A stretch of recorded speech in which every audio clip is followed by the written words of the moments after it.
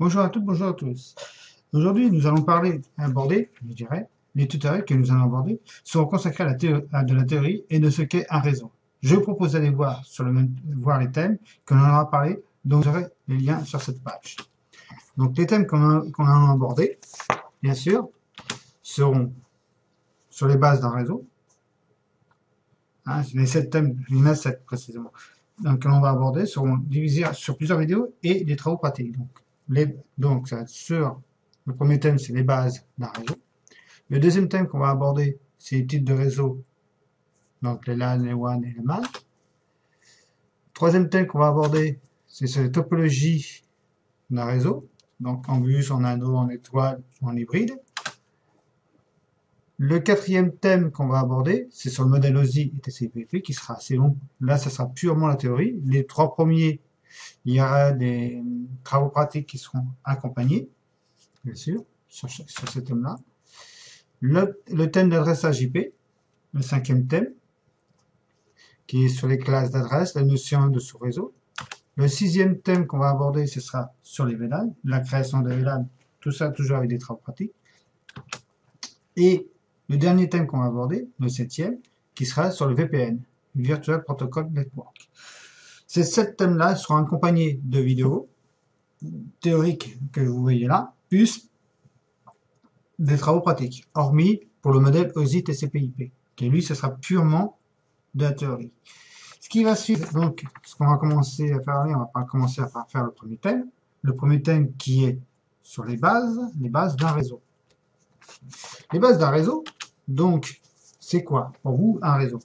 Tout le monde dit que, donc, on dit que tout le monde dit qu'un réseau, qu'Internet c'est un réseau. Non, c'est faux. Internet n'est qu'une interconnexion de réseaux LAN.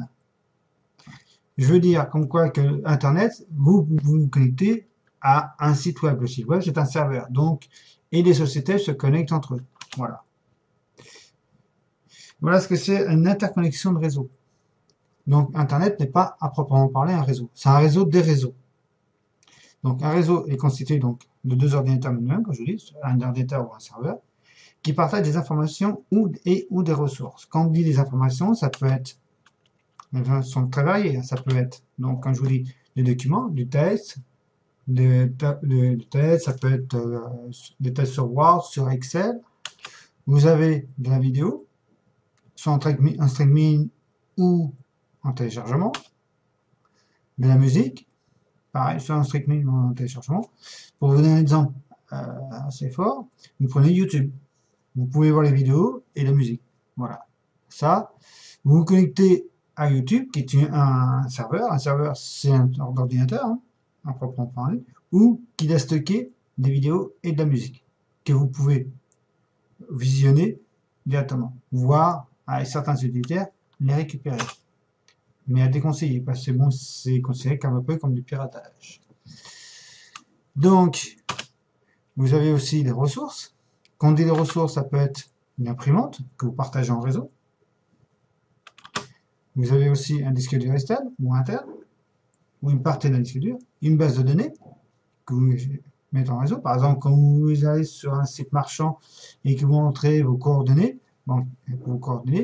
il fait ça dans une base de données. Quand vous faites, par exemple, quand vous consultez un site d'achat en ligne, par exemple sur la Redoute, sur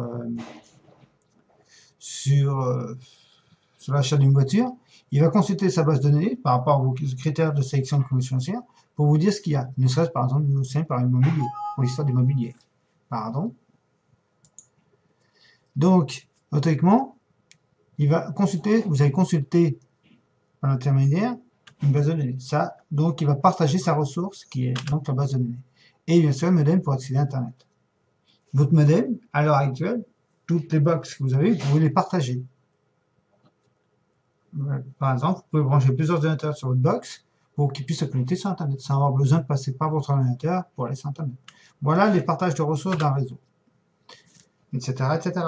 Donc, vous voyez bien que cette base, les bases d'un réseau, voilà à quoi ça sert. C'est pour partager des données et des ressources.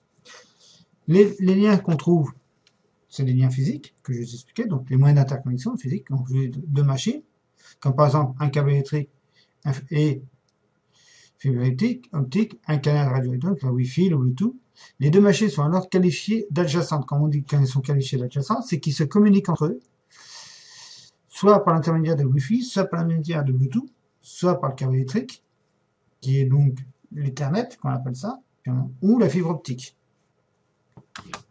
Vous avez le nœud d'un réseau, le nœud d'un réseau, c'est justement la machine. Ça peut être, comme je l'ai dit, un serveur, ça peut être un ordinateur, ça peut être une imprimante. Ah, donc, c'est des nœuds à l'extrémité de chaque. Donc, par exemple, quand vous vous connectez, pardon, quand vous vous connectez, donc, au nœud, donc, au commutateur, au routeur, votre modem, c'est un nœud. Vous voyez? Vous avez les liens logiques, qui est la section de communication autorisée. Donc, c'est, le lien logique, c'est votre navigateur, votre courrier mail. Quand vous avez eu un mail avec le cloud, c'est un lien logique de communication.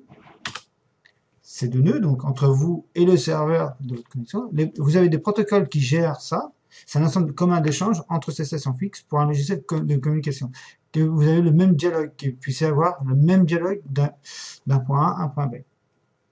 Donc, et bien sûr, la bande passante. Quand on dit la bande passante, c'est le nombre de débits par seconde que l'on émet et on reçoit dans un réseau. C'est le débit pour voir une vidéo, par exemple. Ça peut être la vitesse, pour vous dire la bande passante, c'est vous prenez par exemple une autoroute ou une départementale. Vous allez voir qu'une départementale, on peut faire circuler qu'une voiture l'une derrière l'autre, alors que sur une autoroute, vous pouvez faire circuler 3 voitures ou 4 voitures côte à côte. Donc, concrètement, il y a plus de voitures qui vont arriver à destination que sur une départementale. Voilà ce que c'est la bande passante comme ça. La bande passante, plus elle est large, plus vous avez d'informations qui arrivent en même temps. Moins elle est large, plus les informations mettront du temps à venir. Voilà ce que c'est. Et bien sûr, le support de transmission, qui est, comme je vous dis, le câble coaxial.